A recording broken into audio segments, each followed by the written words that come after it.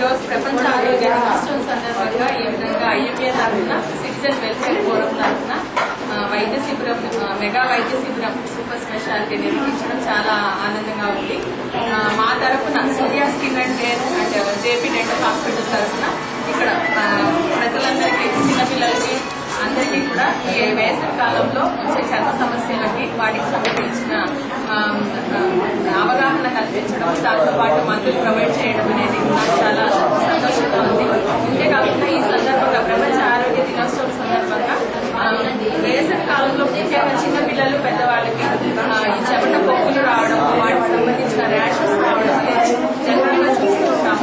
దానికి సంబంధించి నీరు ఎక్కువగా తీసుకునేసి వేడి చేసే పదార్థాలను పెద్దవాళ్ళు చెప్తుంటారు, వాళ్ళని ఫాలో అవుతుంది.